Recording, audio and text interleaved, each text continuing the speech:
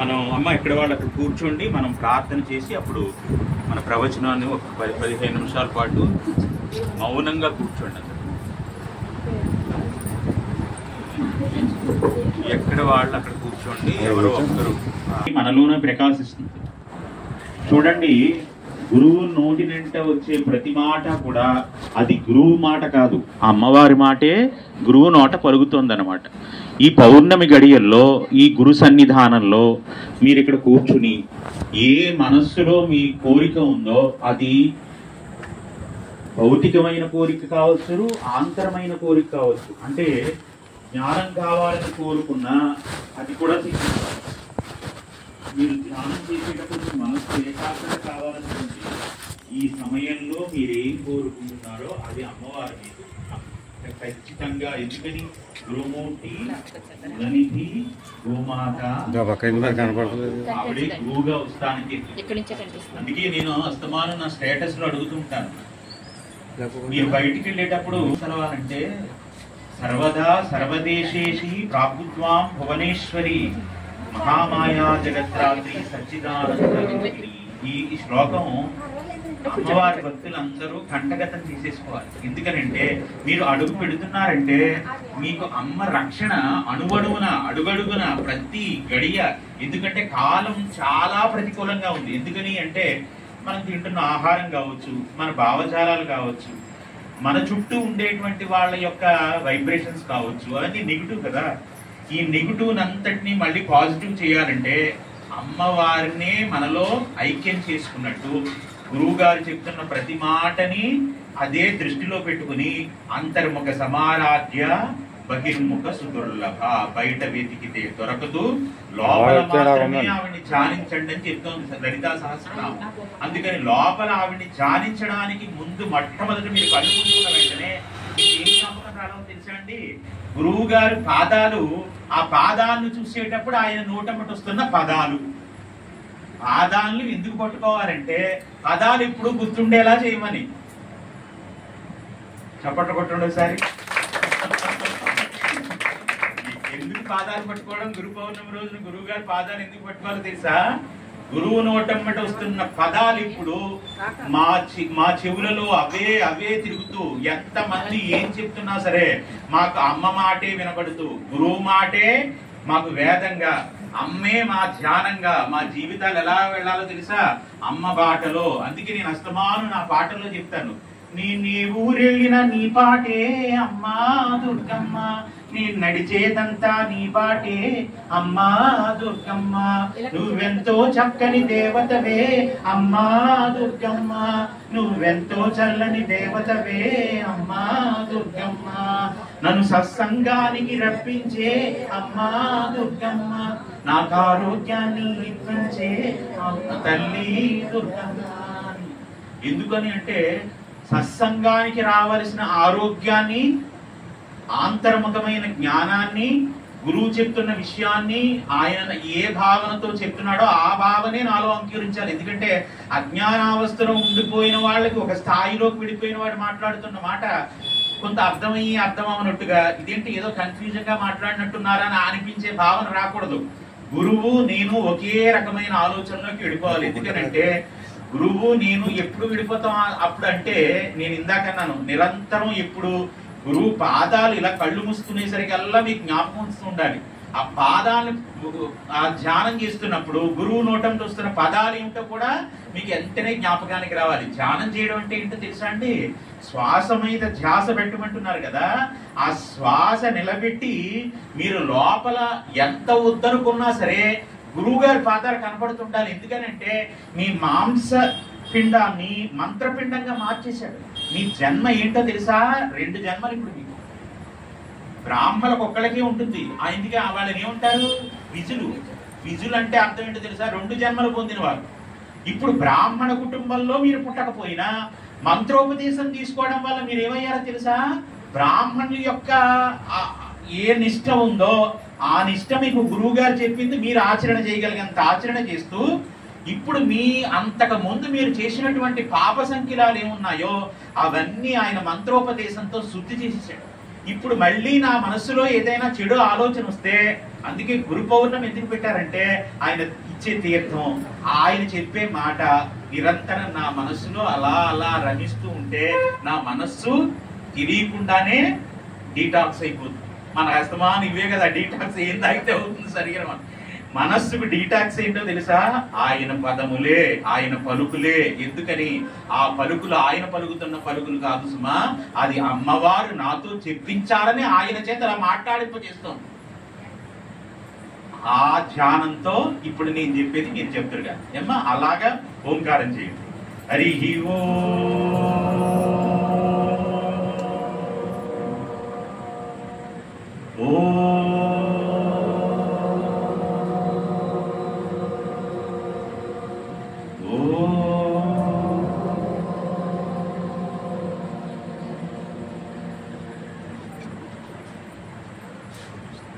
రెండు చేతులు జోడించి మీరు ఏం మాట్లాడకుండా నేను చదువుతున్నది అదే ధ్యానంతో వినండి. అలాగా మనస్సులో ఆ గురువునే శివుడిగా తలచి ఆయన యందు వ్యాసుడిని చూస్తూ కృష్ణద్వైపాయనుడు అనేటువంటి పేరు కలిగినటువంటి ఆ వ్యాస భగవానుణ్ణి ఇవాళ నా గురువులో నేను దర్శిస్తున్నానన్న భావన చెందుతూ 18 పురాణాల్ని ఆసువుగా చెప్పి తన పురాణ వాంగ్మయానంతటినీ ఈ దేశం చేత లేదా ఈ సమస్త సృష్టిలో ఉండేటువంటి జీవరాశుల యొక్క ఉత్తరణే తన శ్వాసగా బతికిన ఆ మహానుభావుడు వ్యాసవ్యాసుణ్ణి నేను ఇవాళ మా గురువులో దర్శనం చేస్తున్నాను.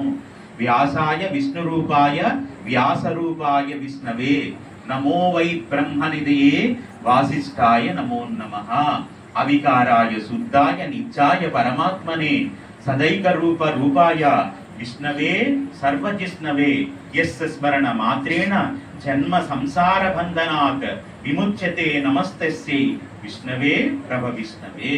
ఓం నమో విష్ణవే ప్రభ విష్ణవే.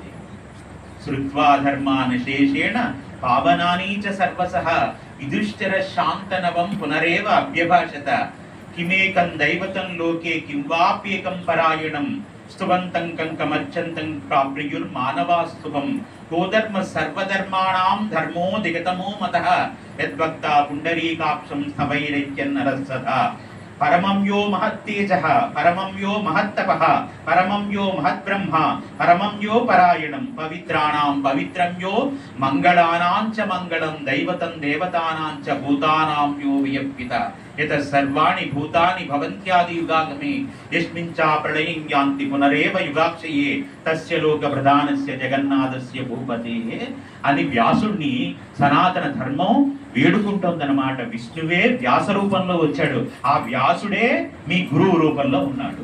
ఈ భావనతో మీరు గురువు గారి పాదాలని వాళ్ళ ఈ గురువు పాదాలను కడగటం లేదు, మొత్తం గురు పరంపరంతటికి ఆదివ్యాసుడైనటువంటి ఆ వ్యాసుడిని ఋగ్వేదము యజుర్వేదము సామవేదము అదర్పణ వేదం అని వేద వాంగ్మయాన్ని 4 ఖండాలుగా చేసి ఎవరికి ఏది నేర్చుకోవడానికి ఆయుష్ 100 రోజులు అంటే 100 సంవత్సరాలు సరిపోతుందో అలా ఒక్కొక్క శిష్యుడికి ఒక్కొక్క వేదాన్ని అప్పగించి 4 చెరువుల 4 శిష్యుల్ని పంపించి ఈ సనాతన ధర్మాన్ని కాపుగాసినటువంటి ఆ మహానుభావుడు ఉన్నాడే వ్యాసవ్యాసుడు, ఆయన్ని మా గురువునందు మేము దర్శనం చేసి ఆయన కాళ్ళకి మేము నమస్కరిస్తున్నాం సుమా. ఇంత పవిత్ర భావనతో గురు పౌర్ణమి తీర్థం గురువు గారి దర్శనం అంత పవిత్రం చేస్తుంది. అందుకే ఎక్కడుండనివ్వండి ఇవాళ అవకాశం ఉన్నంత మట్టికి మాత్రం గురు దర్శనం చేసి తీరాలి. ఎన్ని కార్యక్రమాలున్నా ఇవాళ ఎంత ఆశ్చర్యం అంటే ఆవిడ 100 కిలోమీటర్ల అవతల నుంచి నాకంటే ముందు ప్రయాణం చేసి వచ్చింది. నేను అనుకుంటాను ఇలా ఎవరైనా చేస్తే ఏమవుతుందో తెలుసా అండి, గురువు వెంట ఇవాళ తిరిగిన అడుగులు అవి మీకు ఆపద కాలం ఏం చేస్తాయి తెలుసా? అది మీకు తెలియదు. ఇవాళ లోపల ఎంత గురుభక్తి ఉంటే అలా ప్రయాణం చేయగలుగుతారు.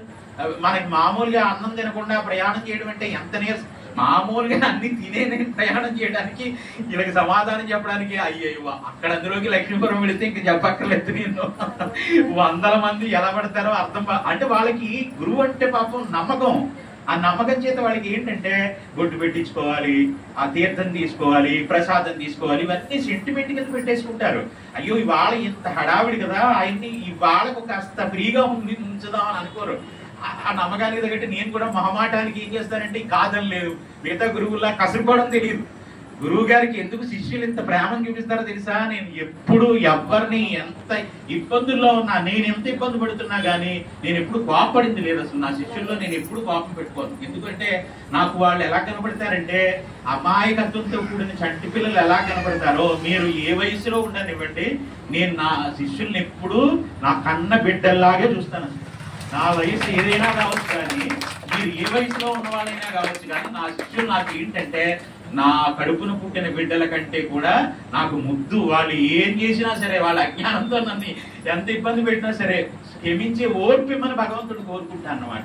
ఎందుకంటే గురుబంధం అంటే ఏంటో తెలుసా అమ్మా? జన్మాంతర పుణ్య విశేషం ఉంటే తప్ప అసలు ఒక గురువు దొరకడం అనేటువంటి దుర్లభమైన పని. అసలు అందులోకి ఈ కలియుగంలో ప్రతిదీ వ్యాపారమేగా. భగవద్భక్తి ఆడంబరమైన అయి ఉంటుంది, వ్యాపారమైన అయి ఉంటుంది. భక్తి ఏ స్థాయికి వెళ్ళిపోయిందంటే ఆ స్థాయికి దిగజారిపోతున్న రోజుల్లో కూడా నాకు రూపాయి అక్కర్లేదు, నాకు శిష్యులే కావాలని ఇవాళ నేను నిజంగా యథార్థంగా చెప్తున్నాను. అమ్మ పాదాల సాక్షిగా నేను ఇవాళ నిజామాబాద్ జిల్లాలో సరస్వతి పుణ్యక్షేత్రం భాసర ఉంది కదమ్మా, ఆ పుణ్యక్షేత్రానికి సంబంధించిన డిఓ వాళ్ళు, ఈవోలు నాకు ఇవాళ గురు సత్కార్యం ఘనంగా చేసి అక్కడ చాలా పెద్ద కార్యక్రమాన్ని కొన్ని వేల మందితో చేస్తామని 2 నెలల క్రితం నా డేట్ కోసం తీసుకుంటే నేను అప్పుడు వాళ్ళతో అన్నాను చూస్తానంటే తప్పకుండా వస్తానని చెప్పి వాళ్ళకి మాట ఇచ్చేశాను. కానీ గురు పౌర్ణమి దగ్గర వచ్చేసరికి నాకు ఇంతమంది శిష్యులు ఫోన్ చేస్తుంటే ఇంతమంది బాధ పెట్టి నేను అంత దూరం వెళ్ళడం అవసరమా? పైగా తాపేశ్వరం వాళ్ళకి కూడా మాట ఇచ్చేశాను. నేను చూశారు కదమ్మా, వీళ్ళకే ఆ సంతోషం ఏంటంటే ఆ సత్యనారాయణ రెడ్డి గారి దంపతులు రావడం వల్ల మన సత్సంగంలో ఇంకా చాలా మంది ఆ వీడియో చూసైనా సంతోషిస్తున్నారు. అందరూ రాలేకపోయినా సరే పాపం ఎంత నాకంటే ముందు వచ్చి కూర్చుని అదంతా షూట్ చేసి మళ్ళీ అందరికి ఫోన్లే ఈ ఆనందం 10 మంది చూడాలి. ఆయన తపన ఏంటో తెలుసా అండి? అందరూ చూడాలి, అందరూ ఈ జ్ఞానం పొందాలి, ఈ గురువు అంటే ఇది అని తెలియాలని వాళ్ళ తపన. అందుకని ఆయన పాపం ఎదురుకుండా వచ్చి అది పట్టుకుని, అది ఎంత ఇబ్బందో తెలుసా, అలా పట్టుకుని కూర్చోవడం. అయినా కానీ వచ్చి అందరికీ అందించడం అనేటువంటిది నిజంగా నేను అస్తమానం అంటుంటాను. భగవద్భక్తి గురుభక్తి అంటే ఎదురుగుండా వచ్చి అస్తమానం ఏదో కానుకలు ఇవ్వడం కాదండి, పొగట్టడం కాదు. వాళ్ళ మనస్సులో గురువు పట్ల ఉన్న గురి ఎలా ఉంటుందో తెలుసా? వాళ్ళని కూడా చాలా మంది అంటే చక్కగా వాళ్ళు పాటలు అవి పాడతారు కదా, ఈ పౌర్ణమి రోజున వాళ్ళు చాలా మంది వాళ్ళని కూడా పిలుస్తారు. సత్సంగాలకి రమ్మని, మహేంద్రవాడ రమ్మని, అక్కడికి రమ్మని, ఇక్కడికి రమ్మని. వాళ్ళకి ఏంటో తెలుసా అంటే అసలు మాకు ముందు గురువు గారి కార్యక్రమం పూర్తయితే తప్ప మేము ఇంకెక్కడికి రాము. ముందు మేము ఆ కార్యక్రమం చూసుకున్నాక అప్పుడు చెప్తాం. సీతమాత గారు ఫోన్ చేసి నాతో అంటారు, నాగలక్ష్మి గారిని వాళ్ళు రమ్మంటే ఇక్కడ ఆ కార్యక్రమం ఎత్తి కానీ రామని చెప్పారండి నాతో. అంటే నేను ఎందుకు ఈ విషయాన్ని ప్రస్తావన చేశానంటే, మీరు ఎలా గురువు పట్ల పెంచుకున్నారో శిష్యుల పట్ల నాకు అలాగే 100 రెట్లు ప్రేమ ఉంటుంది. ఇప్పుడు వాళ్ళ దగ్గరికి వెళితే నాకు 1000 రూపాయల రెమ్యూనరేషన్ ఇస్తారు. కొన్ని వేల మందికి నన్ను పరిచయం అవుతాను కొత్తగా. పైగా పిఎంసి ఛానల్ అనేటువంటిది 27 దేశాల్లో టెలికాస్ట్ అవుతుందండి, ప్రత్యక్ష ప్రసారం. ఒక దేశం కాదు, 27 దేశాల్లో. America, Japan. పత్రిజీ చిన్న స్థానం కాదు కదమ్మా, అది ధ్యానము ఈ యోగం చిన్నది కాదు. ఎక్కడికి వెళ్ళినా ఆ పిరమిడ్ ధ్యానం వాళ్ళు ప్రతి కంట్రీలోనే ఉంటారు. అలాంటి ఒక ప్రసారాన్ని కాదని ఇవాళ నిన్న తాపేశ్వరం కార్యక్రమం, ఇవాళ మీకు దర్శనానికి ఇబ్బంది అవుతుందని అటు లక్ష్మీపురం గురించి, ఇటు మహేంద్రవాడ గురించి, ఇటు అనపర్తి వాళ్ళ కోసము నేను ఆ ప్రోగ్రామ్ మళ్ళీ శ్రావణ మాసం వైపుకి దోసిపుచ్చి రాలేదు, నేను ఏమనుకోవద్దండి అని వాళ్ళకి చెప్పేసి నేను ఇవాళ ఇక్కడ ఉన్నాను. ఈ విషయాలన్నీ మీకు ఎందుకు ప్రస్తావన చేస్తున్నానంటే, మీరు ఏమిస్తారని ఏనాడు నేను ఎప్పుడు ఆశించను. అసలు ఇప్పుడే కాదు, నాకు అవసరమూ లేదు. ఎందుకనంటే భగవంతుడు నాకు అసలు వెనకాల ఏ జంజాటమో లేదు. ఎందుకంటే పాపపుణ్యాల విచక్షణ ఊరికి ఏదో ఎదుటి వాళ్ళకి చెప్పడం గురించి వచ్చిన నాలెడ్జ్ కాదు నాది. నాకన్నీ అవగతం అవుతూ ఉంటాయన్నమాట. ఎవరి జీవితం అన్నా ఇంతే. దీంట్లో ఏముంది, ఎంత సంపాదిస్తే ఏముంది, ఎన్ని సన్మానాలు పొందితే ఏముంది, ఎంత పెద్ద సింహాసనాలు ఎక్కితే ఏముంది, ఏమీ లేదు. ఇది అంతా మాయ అంతే. మీరు ఎంత గొప్ప స్థితిలోకి వెళ్ళిపోండి, ఎంత కోటీశ్వరులను విర్రవీగండి, ఎన్ని తెలుసని మీరు అనుకోండి, నాకు ఎంత శక్తి ఉందో, నేను కొట్టెట్టేస్తే ఏం జరుగుతుందో, మీకు పవర్ లేదు, నాకు పవర్ ఉంది, మా గురువు గారు ఇచ్చిన మంత్రం గొప్ప, మీ గురువు గారి దగ్గర ఏమి, ఈ మాటలు అసలు జ్ఞానం తెలిసిన వాళ్ళు ఎవ్వరు మాట్లాడరు. అసలు అలా గురువుల దగ్గర ఒకళ్ళ దగ్గర శక్తి ఒకళ్ళ దగ్గర లేకపోవడం అన్నది ఉండదు. ఎందుకో తెలుసా అండి, గురువు యొక్క గురి శిష్యుల్లో ఉండాలి తప్ప గురువులో ఉండదు. దేన్ని బట్టి మీకు పనులు అవుతాయో తెలుసా?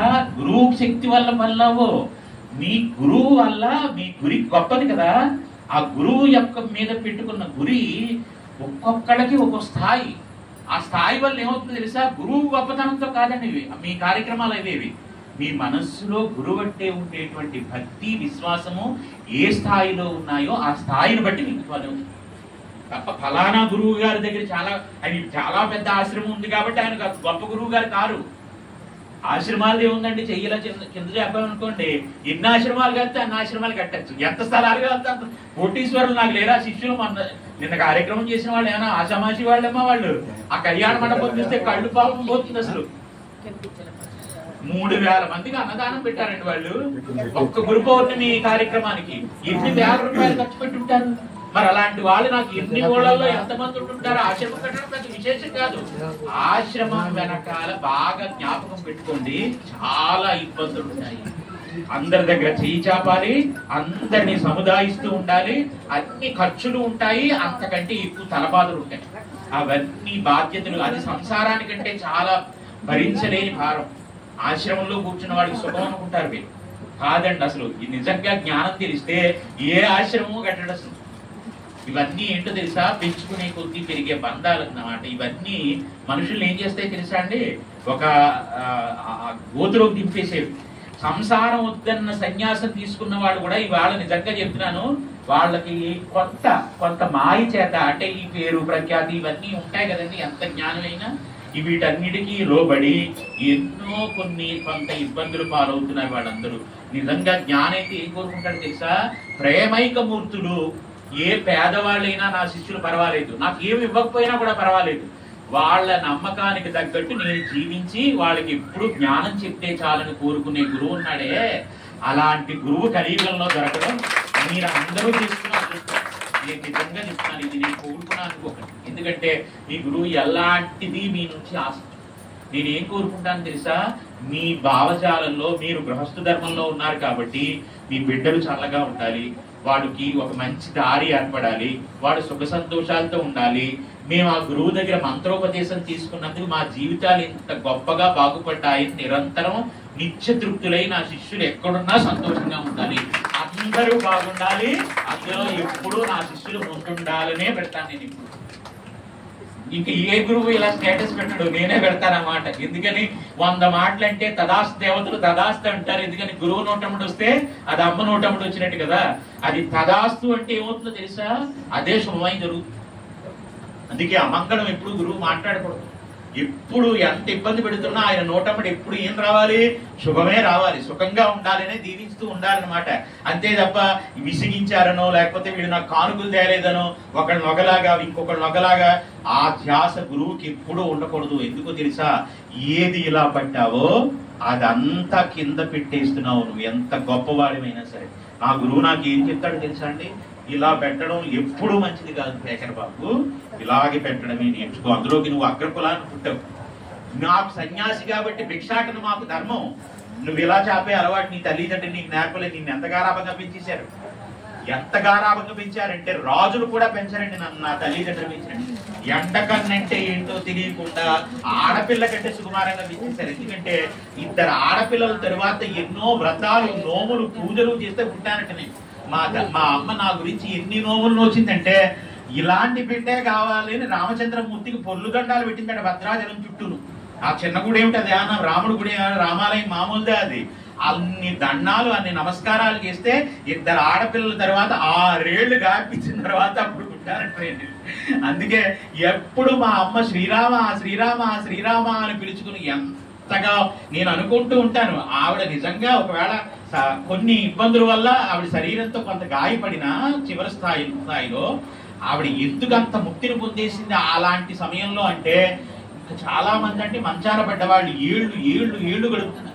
కేవలం 2 నెలల్లో ఆవిడకి ఆ ముక్తి మార్గం దొరికిందంటే ఆవిడ నా పేరు భగవంతుని నామం నిరంతరం పలకడమే ఆప్యాయచేతనో ప్రేమ చేతనో.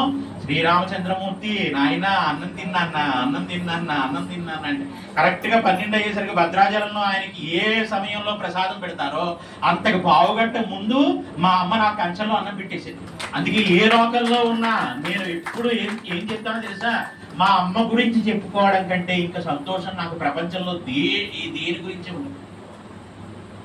ఏమంటే ఇంతమంది ఉంటారు కదా లోకంలో, మీ అమ్మే గొప్ప అని మీరు అంటారేమో.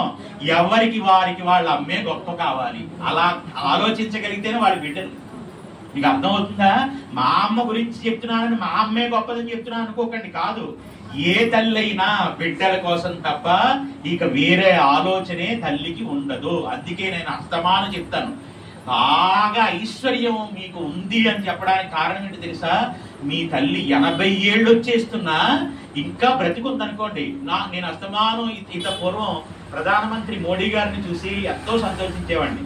ఎందుకనంటే ప్రధానమంత్రి పదవిలోకి 70 ఏళ్ల వయసున్న తన కొడుకు వెళ్లేదాకా ఆవిడ కళ్ళతో చూసుకుంది. ఒక తల్లికి ఇంతకంటే అదృష్టం ఉంటుంది అసలు? ప్రధానమంత్రి పదవిలో తన కన్న బిడ్డ ఉండడం. పైగా ఏ స్థాయిలోంచి వచ్చాడు? ఒక హోటల్లో టీలు అమ్మేవాడు ప్రధానమంత్రి అయిపోయాడు. ఎవరి వల్ల తెలుసా అండి? తల్లి ఆశీర్వచన బలం అలాంటి. ఆయన అందుకే మొట్టమొదటి ప్రధానమంత్రి అయితే ఎక్కడికి వెళ్తాడు? విజయవాడ వెళ్ళలేదు, తిరుపతి వెళ్ళలేదు, షిరిడి వెళ్ళలేదు. ఆయన కన్న తల్లి పాదాల దగ్గరికి వెళ్ళి నమస్కారం చేసి, అమ్మా నువ్వు కష్టపడి పెంచిన పెంపకం, నీ ఆశీర్వచనం ఇవాళ దేశానికి ప్రధానమంత్రిని చేసేసాయి, నన్ను ఈ గొప్పతనం అంతా నీదేనని ప్రణామం చేసి నమస్కారం చేశాడు. ఈ ఎరుక ప్రతి బిడ్డలోని రావాలని నా ప్రవచన తపనంతా. నేను ఎందుకు అస్తమాన అమ్మ అమ్మ అమ్మ అమ్మ అని అమ్మ గురించి